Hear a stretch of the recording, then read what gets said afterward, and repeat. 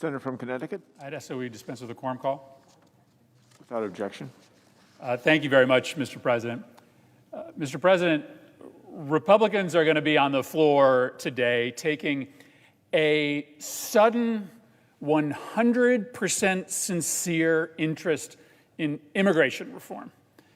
They're going to propose that the Senate take up a handful of bills to address what they call a crisis created by President Biden on our southern border. Forgive me for being blunt, but give me a break. Republicans suddenly care about the border because they don't want to talk about the real crisis that President Donald Trump created and that President Biden is fixing, the COVID crisis and our nation's economic crisis. Republicans don't want to fix our broken immigration laws. They want to distract Americans from the real story right now, which is the implementation of the very popular American Rescue Plan. $1,400 checks are arriving in people's bank accounts right now. School budgets finally have enough resources to catch up on all of the lost learning for our kids. Childhood poverty is about to be cut in half. More production of vaccines. That's the real story. You know how I know that Republicans are less than sincere in this interest in immigration policy? First, because they controlled the Senate for 6 years, and not once during the roughly 2,100 days that they were in charge did they try to honestly bring a comprehensive immigration reform proposal to the floor. I checked 2 of the bills that they're going to ask for unanimous consent for today were brought up for show votes in the middle of the 2016 presidential election as a means of helping Donald Trump's candidacy. But in neither instance was there actually any attempt to try to find common ground, actually pass something. Go back even further. 2013, when Democrats ran the Senate, well, that's when we actually did pass a comprehensive immigration reform bill. But it was Republicans that opposed it, not all, but all of the opposition came from Republicans. And it was the House Republican majority that refused to even consider the bill. That's where it died. So spare me this sudden concern for immigration policy. But since Republicans are now newly concerned about what's happening on the border, it probably makes sense for us to level set the facts. The facts. So here are 4 of them. The first is a pretty simple one. Republicans will tell you that Joe Biden created this crisis, that his policies are the reason why we have seen an increase in migration to the border. But here's the chart, and I want you to zero in on the end of it. As you can see, apprehensions at the border, which are a pretty decent indication of the number of people that are crossing without documentation, apprehensions at the border started going up in the middle of 2020 precipitously. All that is occurring now is a continuation of these increases. Apprehensions and crossings at the border didn't start increasing on Inauguration Day. They started increasing back in the middle and end of 2020. So you can't say that this was a creation of Joe Biden's policies if what we're witnessing now is a continuation of a trend that began at the end of last year. In fact, as you can see here, the 10-year high for apprehensions at the border happened right in the middle of the Trump administration, a time during which the president was crowing that his policies at the border were the toughest ever. Here's the second fact. The border is not open, as Republicans falsely claim. Here's what's happening right now on our southern border. Since the pandemic began, the administration invoked something called Title 42. That allows temporarily, during a public health emergency, the Border Patrol to turn everyone back around, send them back into Mexico, regardless of whether they have an asylum claim that's legitimate or not. Under law, that is a temporary authority that is only allowed to be used during a public health emergency. And President Trump was using that authority. The problem was that for these kids that were showing up at the border, who had legitimate asylum claims, right, whose lives were in danger in the places they were coming from, when we turned them around and sent them back to the Mexican border, we were essentially leaving them to die. Their parents weren't there. The smugglers that brought them to the United States had already left. This was a disastrous, inhumane, unconscionable policy to turn these kids back around to the border and leave them to the smugglers, to the sex traffickers, with no one to help. So the only change that President Biden made was to say these unaccompanied minors, they need to be protected. We need to process their asylum claims. But President Biden is still turning around under Title 42 authority every single adult, every group of adults, and every family that comes to the border under Title 42 authority. The border's not open. All that has changed is that the prior law that was applied before the pandemic began is being applied selectively to unaccompanied minors. And let's be clear, the authority to expel everybody being applied now to everybody except for unaccompanied minors, that's a temporary authority, an authority that Donald Trump didn't even invoke until the pandemic began. Third, it's not even clear that what's happening now is anything other than a natural increase in migration during the winter, combined with the buildup of demand from Title 42 enforcement in 2020.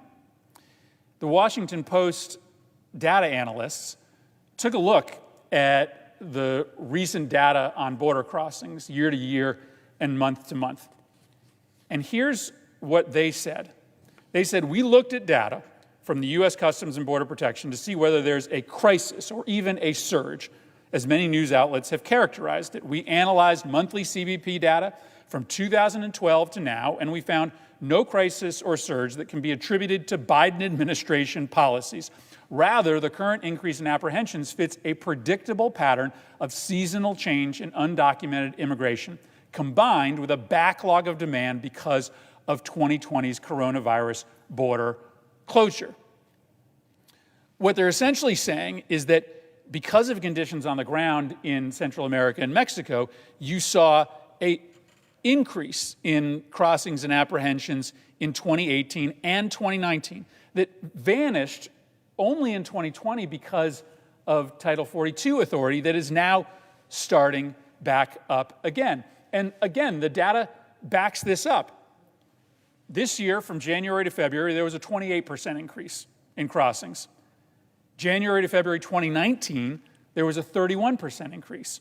Go back to 2018, February to March, 25% increase. For the last 3 years, outside of the pandemic environment, during the winter, you will see a routine 25 to 30% increase in presentations at the border. This is when people normally cross during the relatively colder weather months of the winter. Second, these numbers are really deceiving because these aren't unique individuals. This is just total number of apprehensions.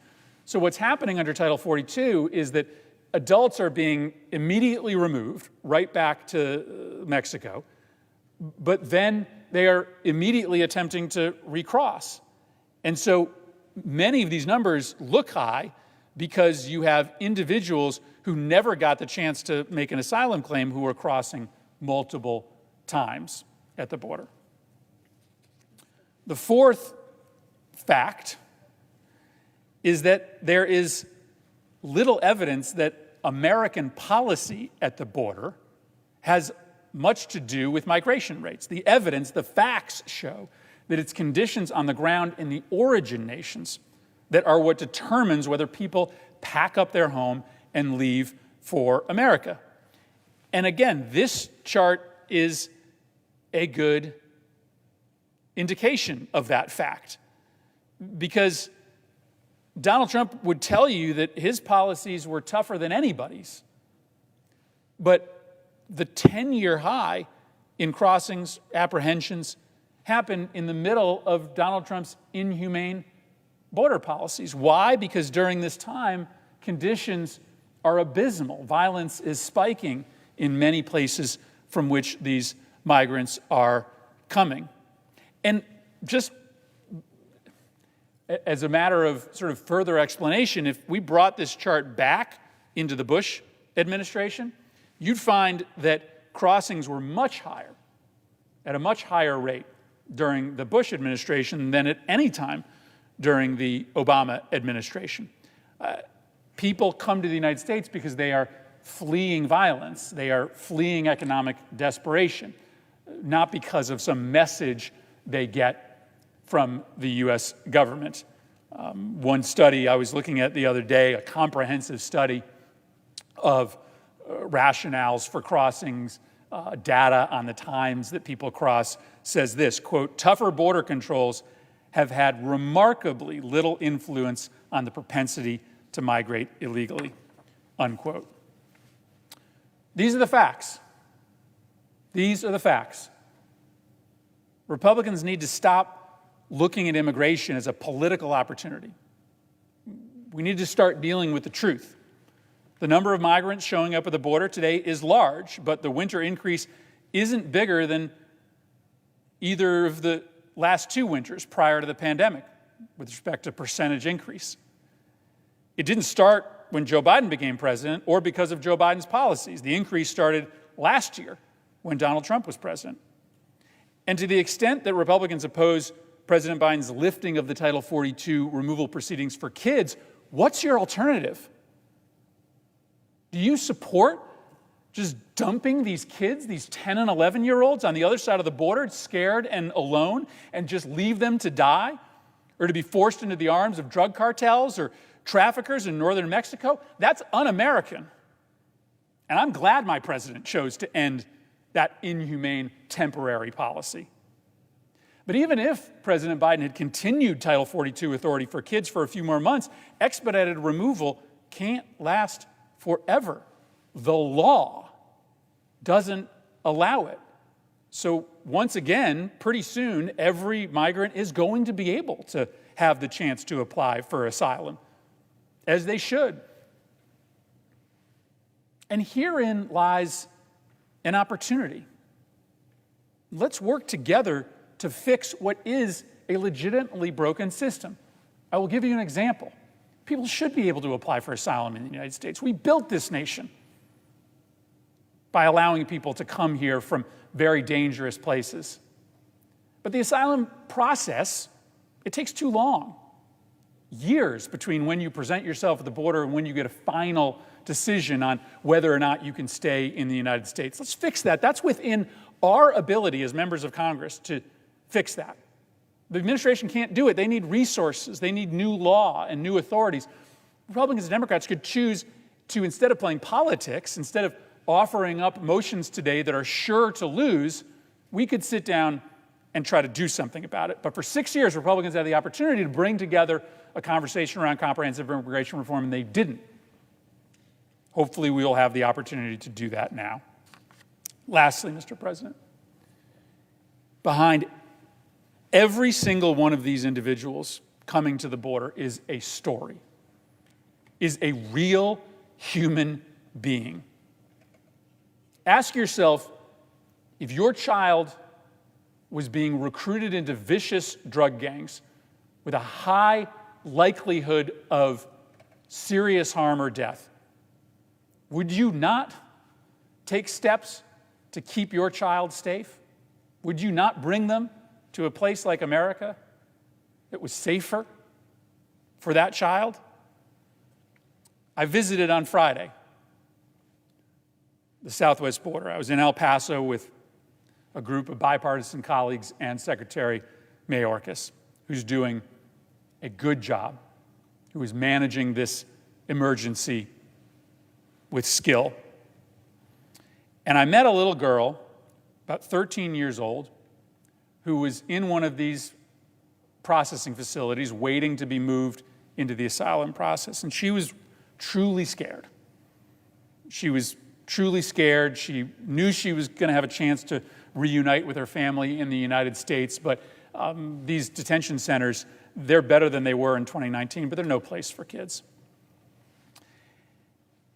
That little girl was coming from Guatemala, a place where there are certain neighborhoods that are more violent than any war zone in the Middle East. A place where murder rates eclipse anything we could even imagine in the United States. And so that little girl, she needs America to survive. But I'd argue America needs her more.